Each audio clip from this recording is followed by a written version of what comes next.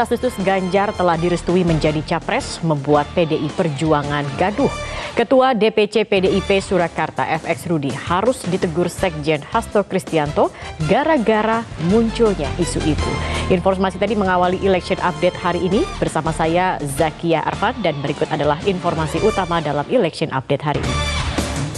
Pemirsa, PDI Perjuangan menyadari batalnya Indonesia menjadi tuan rumah Piala Dunia U20 menjadi pemicu turunnya elektabilitas partai berlambang banteng tersebut. Hal ini membuat Ketua Umum PDI Perjuangan menguatkan konsoliditas internal.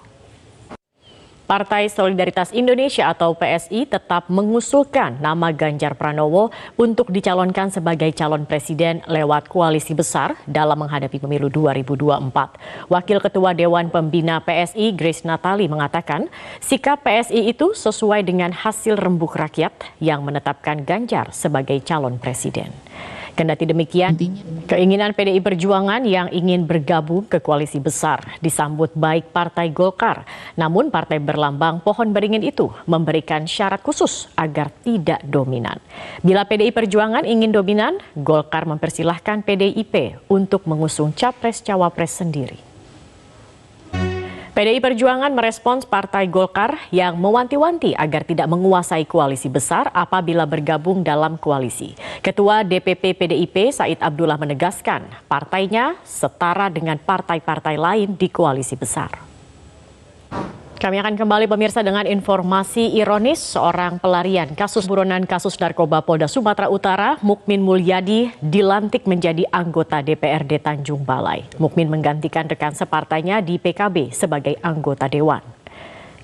Sementara itu Polda Sumatera Utara membenarkan anggota DPRD Tanjung Balai Mukmin Mulyadi yang baru saja dilantik adalah buron kasus narkoba. Kabid Humas Polda Sumatera Utara, Kombes Polisi Hadi Wahyudi mengatakan status DPO itu telah ditetapkan sejak tahun 2020 lalu. Kita ke informasi lain pemirsa, mantan terpidana kasus korupsi Hambalang Anas Urbaningrum bicara soal janjinya di tahun 2012 lalu soal gantung Anas di Monas jika terbukti korupsi. Anas menegaskan secara lahir dan batin tidak melakukan korupsi seperti yang telah dituduhkan kepadanya.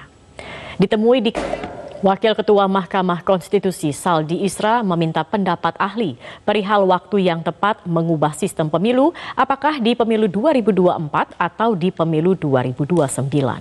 Pertanyaan ini, Partai Demokrat menemukan kejanggalan baru dalam pengajuan PK oleh Muldoko. Staf Kepresidenan Muldoko merespon berbagai reaksi Partai Demokrat pasca pengajuan kembali atau PK ke Mahkamah Agung oleh KLB Muldoko. Menurut Muldoko, langkah ini merupakan persoalan hukum murni. Hal itu Kepala Badan Hukum dan Pengamanan Partai Demokrat menyebut pengajuan kembali yang diajukan kubu Muldoko tidak memiliki legal standing karena tidak berdasarkan surat kuasa yang sah. Hal itu demikianlah sejumlah informasi terkait pemilu yang kami harap bisa memberikan informasi yang memantapkan Anda untuk memilih.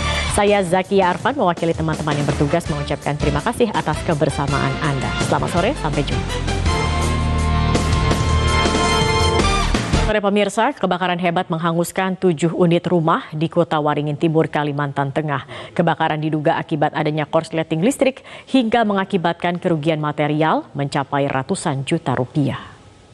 Pelabuhan Tanjung Perak di Surabaya, Jawa Timur mulai ramai oleh calon penumpang. Sementara puncak arus mudik di Pelabuhan Tanjung Perak diprediksi akan terjadi pada 2 hari jelang Lebaran. Informasi selengkapnya akan disampaikan jurnalis MGN Anwar Fuadi langsung dari pelabuhan. Ini headlines berikutnya dapat Anda saksikan 1 jam mendatang. Saya Zakia Arfan, tetap bersama kami sesaat lagi program Metro.